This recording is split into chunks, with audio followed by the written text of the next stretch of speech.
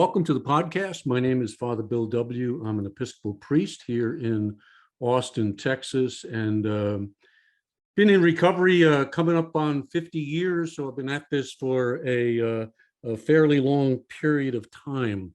My interests are in three things: the history of Alcoholics Anonymous, how it came about, because studying that history made a profound impact on my own program and understanding of the second element, which is the spirituality present in the 12-step process. And then thirdly, I like to look at the psychology that underlies it and maybe pulls it together in some ways that people who struggle with the religious element of things can maybe kind of come in the back door. And I've always been kind of a backdoor guy. So that's those are my three principal areas. And of course, the main one, which I think pulls them all together, is the thing I discovered in the history called two-way prayer. And that came as a real shock to me. Never heard of it in my own 12-step journey, and started practicing it. And it just opened me up to a whole new dimension of relationship with the higher power that has been going on for 30 years and has just been phenomenal. It's a personal element. It's a personal element for somebody who doesn't get personal real easily. So that's what I kind of liked about it. So why don't you go to the website and check out Two-Way Prayer. It's under that name. And we are starting a new series now. And you have probably heard many people in 12-step programs say, well, I'm spiritual, but I'm not religious. And that's always kind of gotten my attention. And I probably said it myself for my first 20 years or so, as I kind of came in that back door. But this series wants to explore those two concepts of what does it mean to be spiritual? What does it mean to be religious? And my guest is really the perfect one to begin us on this journey. His name is Professor Stephen Haynes. He's professor of religious studies at Rhodes College up in Memphis, and he's adjunct professor of recovery at Fuller Theological Seminary. And Stephen has written a new book. It's a wonderful book, really important book, I think. And it's titled, Why Can't Church Be More Like an AA Meeting? And in it, he explores the similarities and the differences between these communities of faith and recovery. So welcome, Stephen. I've really been looking forward to this interview. So great to have you, and congratulations on the new book. I put a link to it in the show notes, and I hope folks will go out there and buy it and help make up for your poor salary as a struggling professor. Thanks, Bill. I appreciate your kind introduction. It's great to have you.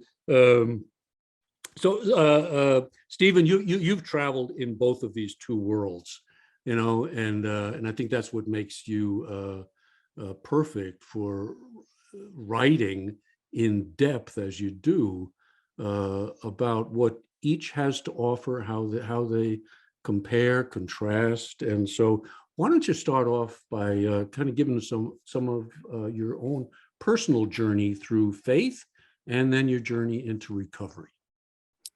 Yeah, thanks, Bill. So I've been a Christian since I was a teenager, and grew up in an evangelical church. It was part of a evangelical subculture of the 70s. And like a lot of people from that era, sort of grew up and out of it to some extent. I found myself in the main line of Protestant Christianity of my denomination, Presbyterian Church, by the late 80s.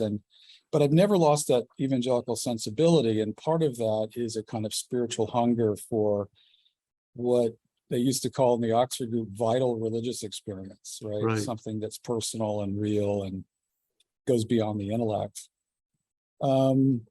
So I was ordained to be a minister of Word and Sacrament in the Presbyterian Church about the same time that I started my teaching career. So since in the last 30 years or so, I've tried to maintain this sort of dual vocation between somebody who is a pastor, at least part-time in a voluntary capacity, and somebody who's a full-time professor. So I've never lost a sense of sort of dwelling at the intersection of these two worlds. But recently, the last 13 years, that intersection really changed for me. And I'll tell you about that if you're ready for that part of my story. Sure. So in 2008, my wife went to treatment, which turned out to be a great thing for her and for her family. And as part of that, I didn't realize it at the time, but part of her treatment program, the end of the 45 days or so, was something called Family Week. Oh, I know it well. Which I've come to think of as a cruel euphemism for something very, very different. It sounds kind of celebratory and happy, but Family Week was really a profound experience for me, a difficult one at the time. Basically, the way I describe it is that the spotlight that's been on, the identified patient for however many days gets turned on members of the family. And since I was the only member of the family there, it was fully on me. So I came home from that with, some desire still to help my wife and understand her, but a bigger desire at that time to understand myself and understand why I had, acted in certain ways and why I was put together the way I was. And I was 50 at the time. So I was at that point in life where you kind of hope you have things figured out. And I realized that I didn't. I've subsequently realized that you never figured it out. But at the time, it seemed a reasonable assumption. But I came back and I got involved in a therapy practice that was very pro 12-step. I didn't really know that at the time, but they dealt with addiction and trauma.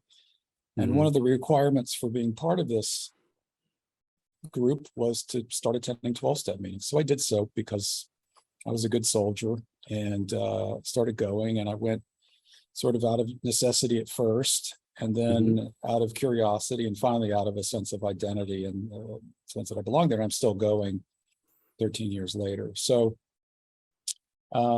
that's how I got into recovery. And I can say a little bit about where my sort of sense of the spiritual, religious, continuum in the conflicts there came up for me. When my wife came back from treatment, we entered a therapeutic separation, and it was recommended to us that during that separation, we go to a 12-step fellowship called Recovering Couples Anonymous, which I had never heard of. And it's fairly, it's not, you don't find it in every city, but we were very fortunate. There was a very active chapter of Memphis, and so we started to go, and we kept going, and eventually we got a sponsor couple, and we worked the steps together, and we're still going to that. But as it turned out, the meetings for RCA were on Saturday evenings, and so we go to the meeting and experience this aura of hope and support and compassion and mutual brokenness. And then we'd go out to dinner with people and really connect. And then we go to church the next day. Yeah. And I love my church, but it was, people are dressed up. Everything's okay. How are you? Fine. I'm fine. Are you fine? Yeah, we're all fine. I'm fine. Yeah. And you actually know, because you've gone there long enough, they're not fine. And you're not fine.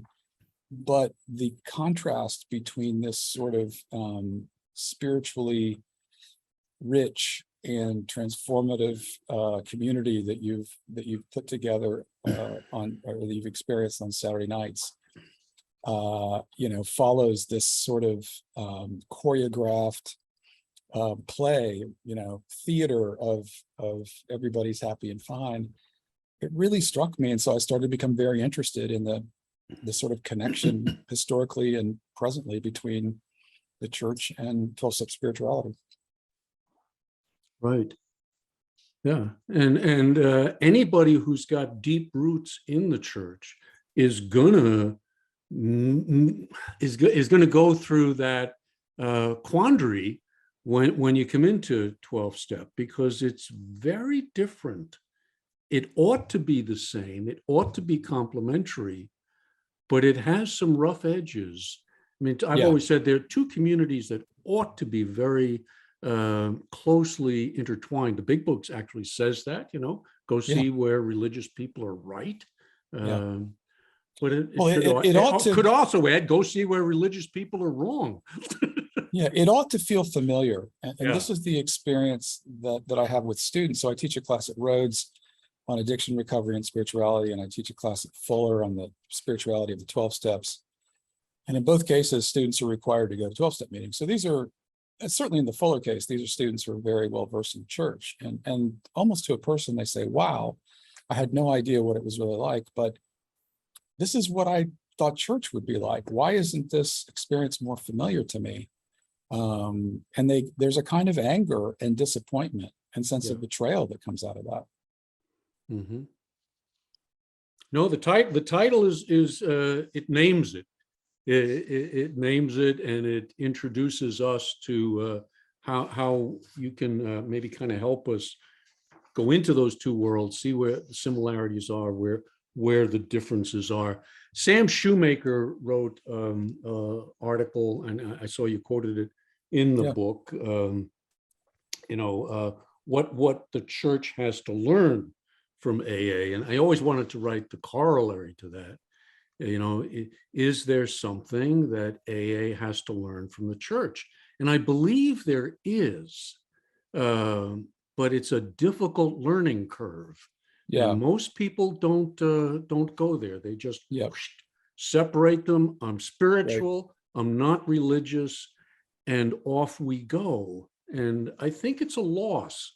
It's dangerous ground. And I thought you did a marvelous job of commenting on the strengths and weaknesses of the various approaches of people who have tried to pull these communities together, some successfully, some not. So let's go ahead and dig into it. Yeah. So, and I'm going to focus, I do encourage people to go get the book. So I'm going to focus this episode primarily on chapter 2 of Stephen's book, because it really lays out some of the interesting points that I want to get into. And we're going to start with the differences. So, and the first is, in AA, people present themselves in their brokenness. Talk about that. Yeah, that's how you came in. Yeah, this is true, I think, whether it's explicit or not, because even if you don't say anything, the fact that you're there, as people say in the meetings, means you're not on a winning streak. Right? So Right. There's a kind of, whether you open your mouth or not, there's a kind of implicit acknowledgement that things aren't going well. I've got a problem. Unless you just stumbled into the wrong room, right? There is brokenness there that sometimes newcomers will talk about, sometimes they won't. But because that barrier has been passed, right? That sort of ticket has been punched, like, yes, I'm not okay, I'm not fine. Mm-hmm. That's where real connection can happen and real identification. And most people are sort of so attracted to that they keep coming back, even if it's painful to walk through the door the first time. That was my experience. There's something very different here that I know I need to be in touch with, and I'm not. Right. That's kind of shadow stuff that's laying down there and ready to come into consciousness. Yeah. So the second you say is people in, and I say AA, but I'm really talking 12-step. It's any 12-step fellowship. So people in 12-step fellowships are desperate and in search of transformation.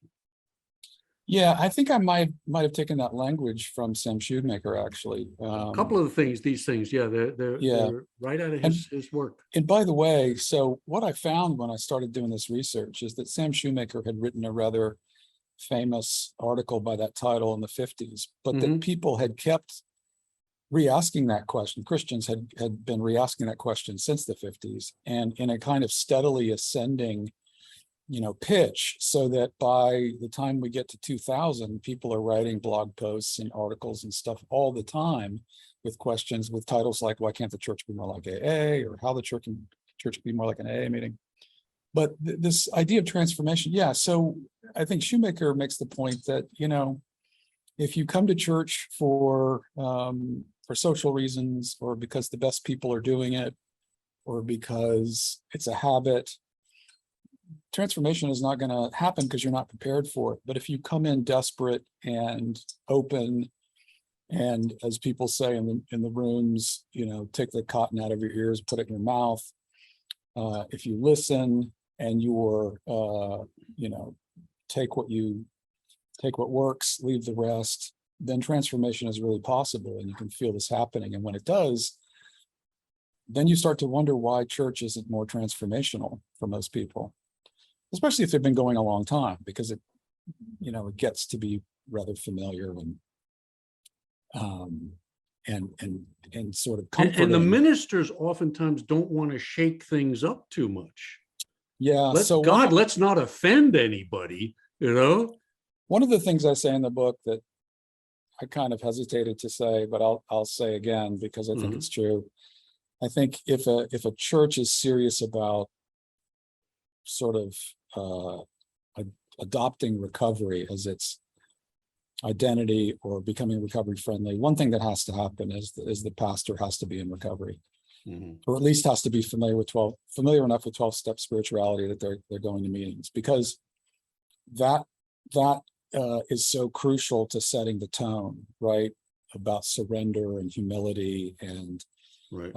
True spirituality. That if the tone is not set from the top and from the pastoral level, in some respect, then it's really hard to break through all the traditional trappings of Yeah.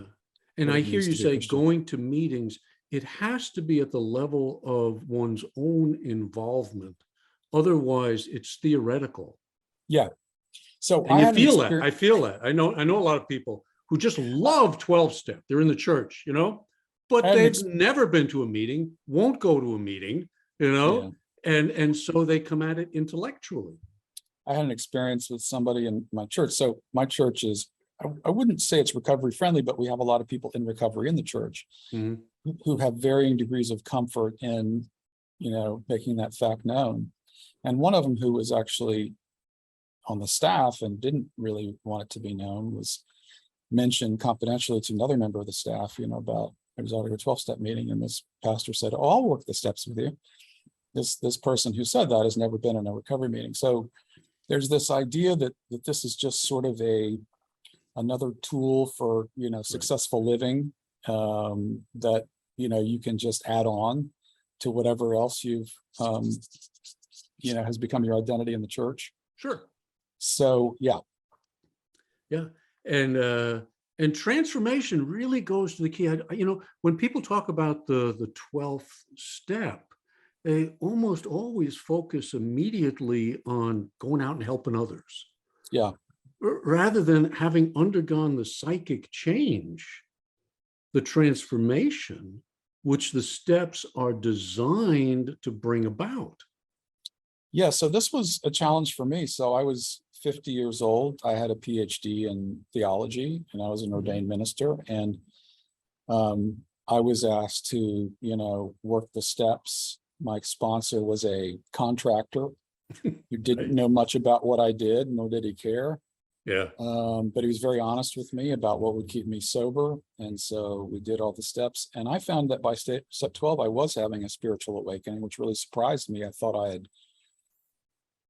had was past that point somehow, or had, was where I was going to be. But for me, it involved something very simple, which is trusting God, do you trust God or do you not? And all the degrees and all the,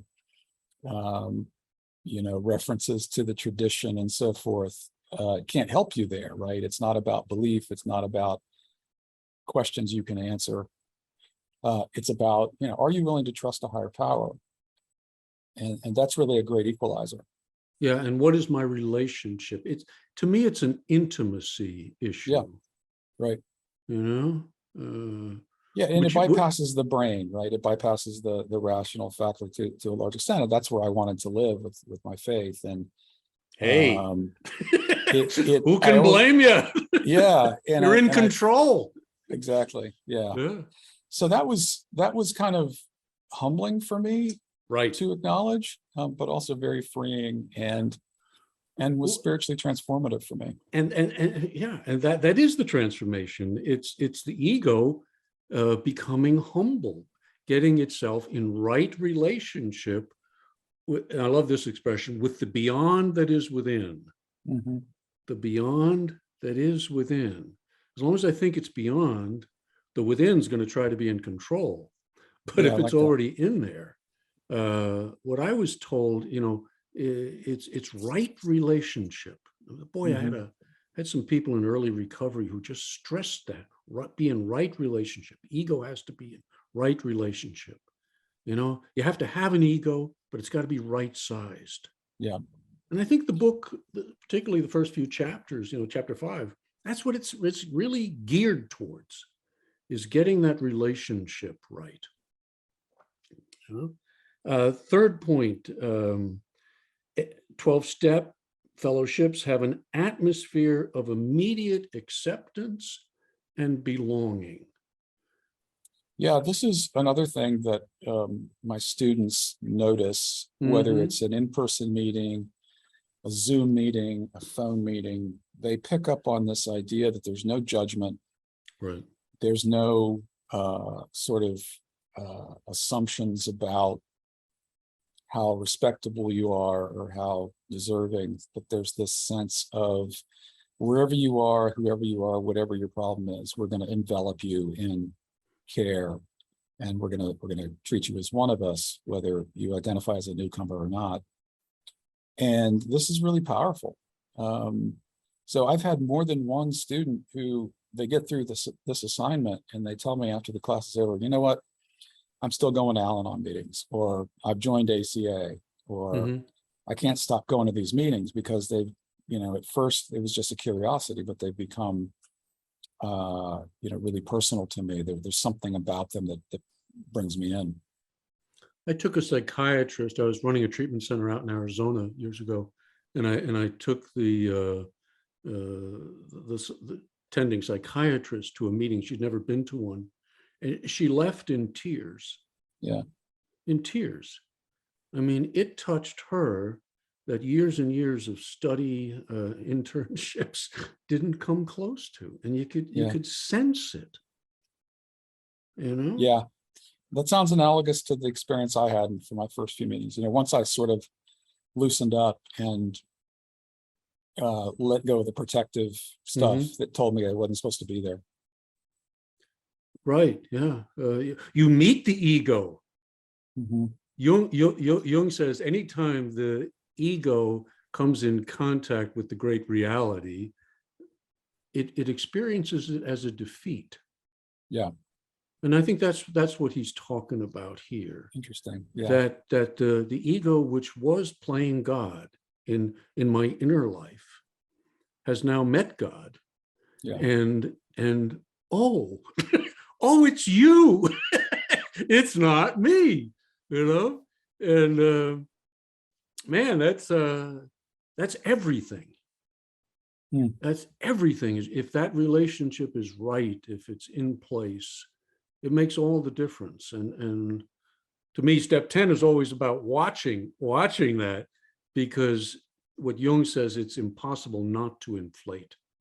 Mm-hmm. So you have to watch for inflations as they come along. Mm-hmm. That it's going to reemerge in some new clever form. But there it is again. So it's back to the same thing. You comment number 4 on AA's informality and lack of hierarchy. Yeah. So one of the things I do in the book is, and this is how I met you actually, is I traveled around and observed and participated in lots of different sort of Christian themed recovery ministries, or recovery that was efforts to bring recovery into the church. And so I went to a lot of Celebrate Recovery meetings. People will have heard of Celebrate Recovery. It's a very successful sort of church growth movement, started in the 90s in California. And I don't know what percentage of churches in America have Celebrate Recovery, but a lot of them. There are thousands of them. And so I went to Celebrate Recovery meetings. I also went to a Celebrate Recovery summit in California.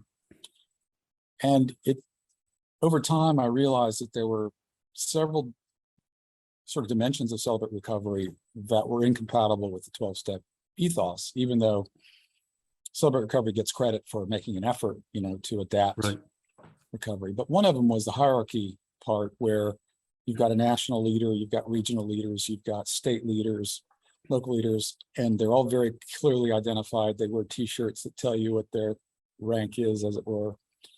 And that just struck me and I had to see that in action to realize how important it was that was absent in AA, right? And it was absent in 12-step fellowships. There's no ranking. You do have old timers who have a kind of implicit authority. Oh, right? yes. Oh, yes. And to me, this is, hey, you can learn something from religion over there, and I see a lot of that trying to sneak in, just like the scripture traces the lineage of Jesus, back to Abraham and Adam and all of that sort of stuff. I hear people in 12-step doing the same damn thing. Well, my sponsor was sponsored by, and you almost get back to Jesus, but kind of apostolic succession of sponsors. Yeah, that's it. And to become a star. Yeah.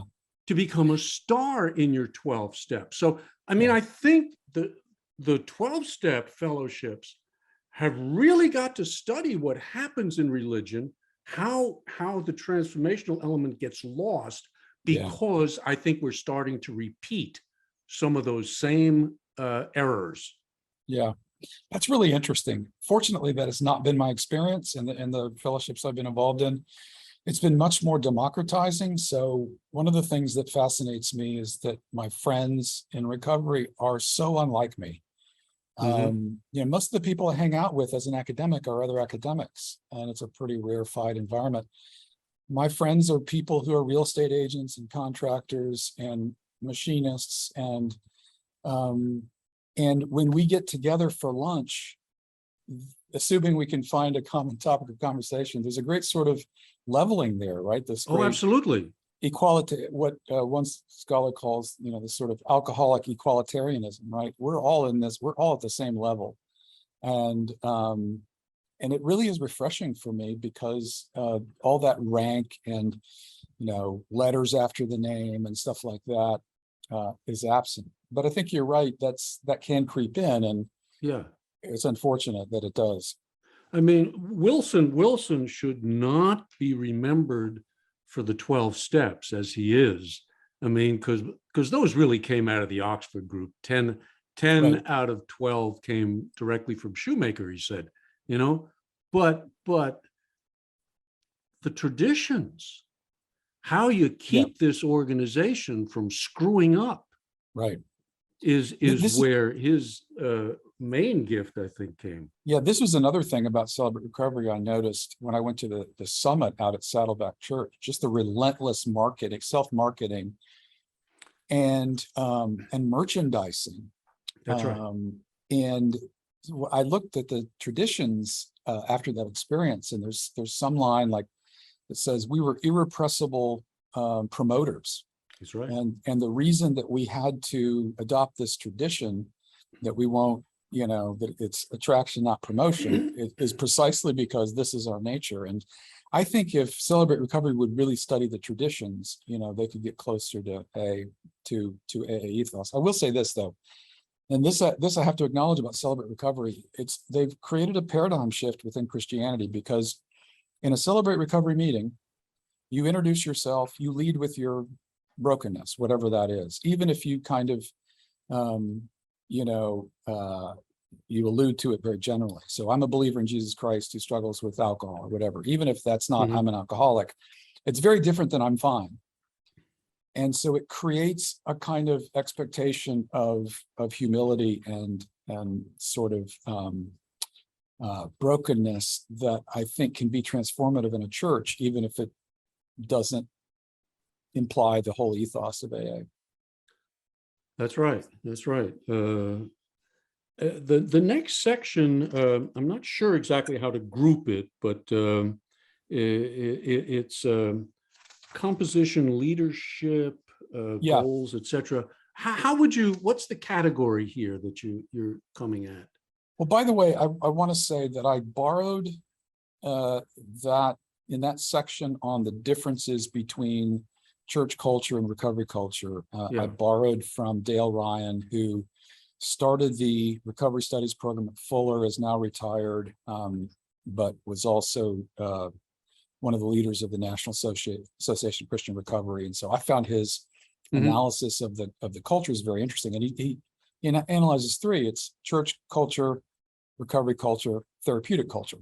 And they're all different. And, you know, they overlap, obviously. And in that intersection, you can find some interesting connections.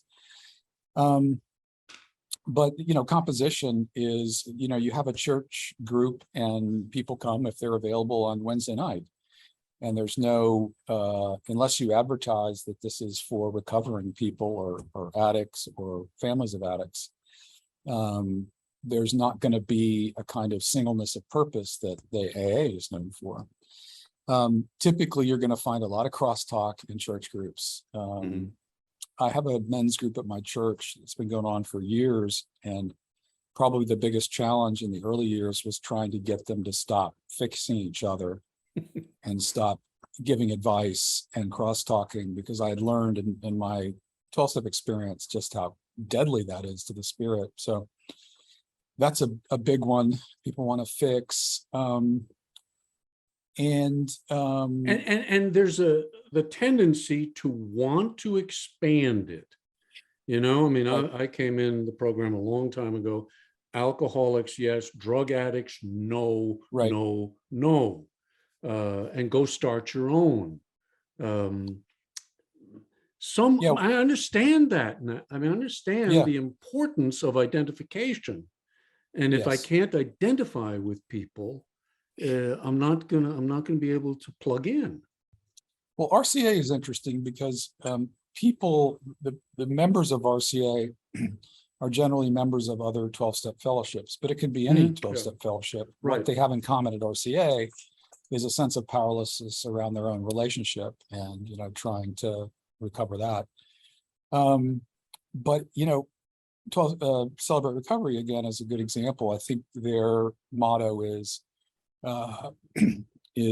something, habits, hangups, and something or other, hurts, habits, and hangups, right? Right. That's the ultimate, you know, inclusive phrase to describe, you know, dysfunction. Everybody's welcome. And it turns out about a third of people who go to Celebrate Recovery, according to their own numbers, are traditional, you know, substance addicts. The rest are, you know, children of alcoholics, or they're, you know, Al-Anon types or something like that. But when you are that inclusive, right, you lose that singleness of purpose, and there's a real diffuse sense of what you know recovery is, and it's understanding. It's understandable the church wants to be all inclusive, right? Doesn't want to exclude anybody. And maybe there are ways to do that, but I think there's a danger. Yeah, it's the singleness of purpose. I had an interesting discussion. I met with the head of the remains of the Oxford group. It's now called Initiatives of Change, and had a very good discussion that he said, you know, well, we tried to be inclusive to everybody. AA tried to be somewhat exclusive with the singleness of purpose, Yeah. You have grown phenomenally. We have shrunk down Yeah. significantly. That's Maybe you had the fascinating. right choice. Yeah. I think it got a lot right. Yeah, Because, there were a you know, lot in of things retrospect, we took and some things we left behind. yeah, And that's you know, where not, Wilson was a brilliant sociologist. yeah. And You not know, taking people, money from outside was right. obviously huge. Yeah. Yeah, Not yeah. taking Rockefeller's money, or not getting Well, he Rockefeller decided wanted not to it. give He it. Yeah. wanted it, Rockefeller's Talk money. about a providential like moment in the history of AA. Yeah. Right, yeah. And his ego got him into all sorts of trouble too. So nothing like learning from yourself. I mean, that's Yeah. ultimately where you do it. The next one you list, we maybe covered it, is the leadership issue. I don't Yeah. think we need to go into that. The goals. Let's go to the goals. And we touched on this too. Personal transformation is the goal in 12-step. What is the goal in church? It's a I don't know. I've little. taught a lot of Sunday school classes on a lot of different topics. And I think the goal generally is intellectual enrichment, Yeah. maybe a debate on, current issues, Mhm. um, exercising the mind while the kids are in Sunday school. I don't know. It's not transformation. And I've Right. thought about teaching a 12-step Sunday school class at my church where we'd sort of, you'd spend a week on each step. And I still may do that. But I guess I'm afraid that it will become just a 12-step, another Sunday school class that is about, intellectual exercise. The subject now is 12-step rather than other things. I don't know. Maybe I'm underselling it, but It's the brokenness. yeah, You got to get people to where the ego has run up against a wall. yeah. You And I don't know? know how you manipulate that if it hasn't happened sort of in the wild, right? You can Well, explain to That's what Family Week in yes, the old days. Now I go back to the 70s with Family Week, and it was somewhat brutal. yeah, Maybe the first time I observed it, it was like, oh my God. yeah, I called my wife. I said, I was interviewing for a program that specialized in Family Week therapy, family therapy. I said, they're beating up on the poor alcoholic, you know? yeah, But I saw what happened to the poor alcoholic. If it's done brutally, no, that's not right. But if it's done compassionately, that you're bringing honesty. You yeah, have to know what it was like for me as a right, family member. yeah. I went to my son's Family Week. I was kind of disappointed in it because it's gotten so tepid It's over become like Family Day now in a lot of Family places. Day, Yeah, Family Hour. yeah, It's like, no, you got to dive into this thing. yeah, And we used to do that. I mean, hell, we were supposed to end at 4 o'clock in the afternoon. Sometimes we go to 6 or 7 at night. I yeah, mean, we weren't going to quit until there had been a breakthrough. yeah, And the breakthroughs are required. Either you get, like you're saying, either you get the breakthrough out there, or if you can uh, uh, um, manage it in a group setting, you can get it there. hmm, You can get it there, but it's hot stuff. I mean, it's very yeah, volatile. yeah, Most people want to stay away from this. yeah. So I was tempted to leave after the first day. I thought that probably wasn't therapeutically a good decision, and I could see it, the other people there for Family Week kind of walking back to the villa with their heads down. They had experienced something similar. right. Yeah. So let's see. Now we touched on this as well, but in group process is that it leads to discussion in the church, but personal experience is what's valued in 12-step. We don't Yeah, want your opinion. right. And we don't want Uh, your opinion about what someone else said. And we right. don't want your suggestion about how someone else's problem might be fixed. exactly. I laugh about that now. I used to think that was exactly what happened in church. And Yeah. when I first started this men's group, somebody would lose their job, and the first thing that would happen was people would start pulling out recommendations for people, folks they could talk to and stuff. And I just Right. had to say, stop. He just lost his job. Let's talk about what that's like. What does it feel like? What does that feel Yeah. like? Yeah. Where's my identity now? Right. Yeah. Jung told, or the story was told about Jung. A guy went to his therapy session, and he had just gotten a promotion at work, so he's inflated. He's made vice president of this, that, or the other thing. And Jung says to him, "Well, says very nice, but I don't think we're going to get much work done today." Yeah. I mean, after midlife, success has nothing to teach a person. Yeah. It's one more success. Yeah. But failure has everything to teach a person. It has everything to teach us.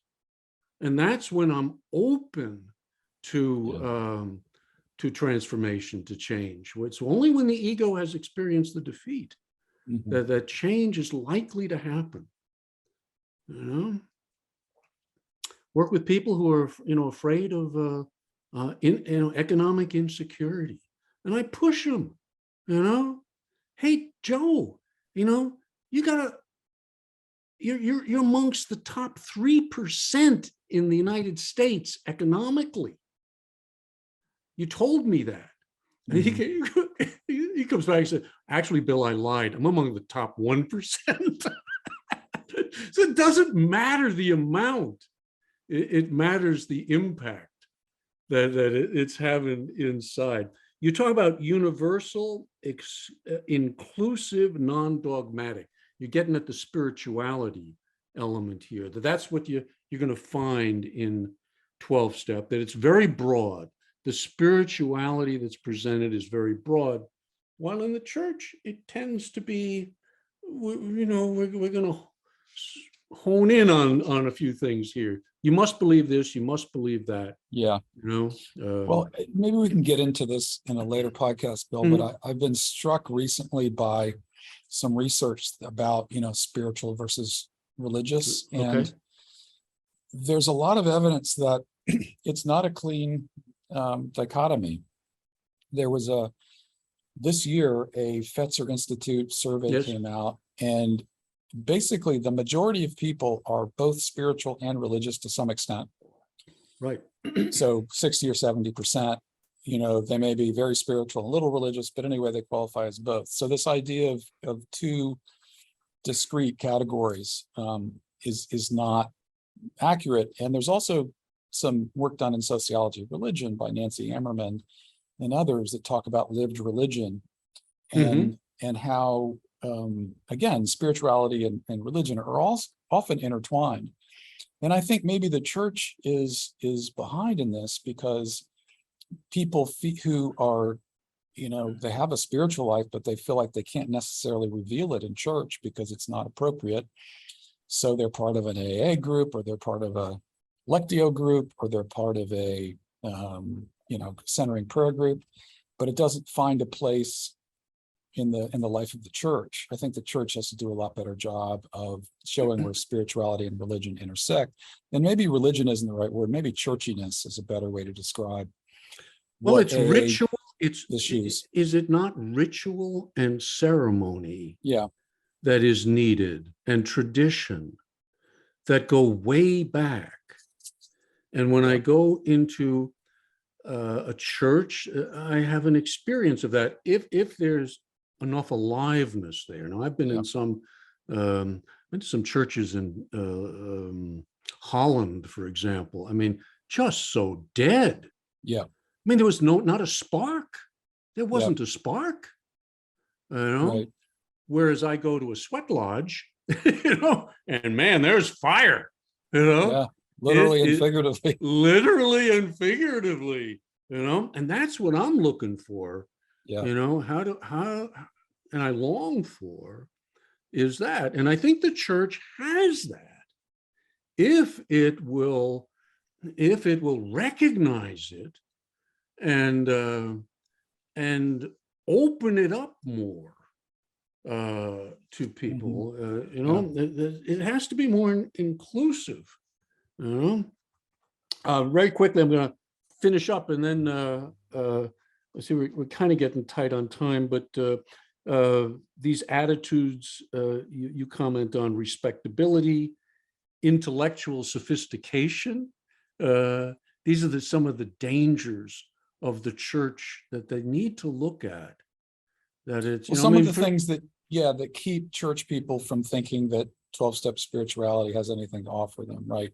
Right. So it's difficult when you feel like religion is an emblem of respectability. It's hard to see how 12-step spirituality really connects with that, since, as we talked about at the outset, you walk in, you're basically saying, I'm not one of the respectable people, or I want to be thought of that way, but I've actually got a problem that I need to address. And then intellectual sophistication, I think, when you think about some of the slogans that are associated with AA, and some of the sort of what seem like simplistic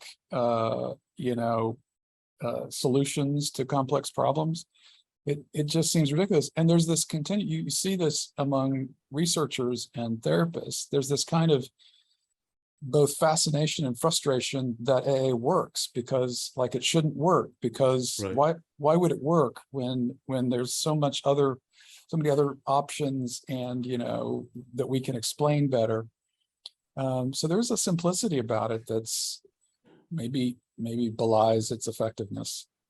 And pardon me for the language, but it works because it has taken from religion some of those transforming elements that religions today, denominations today, are not providing. Yeah, it's feeding the soul, right? Which is starving for it. Yeah, I go back to the phrase "vital religion," which was used. That's right. In the Oxford group and by Shoemaker and others. And when I first heard that, I didn't really give it its full due, but I think it really describes. You can tell when you walk in a room whether the room is vital or not. You can tell if you walk into a therapy group. You can tell if you walk into a treatment center. Yep.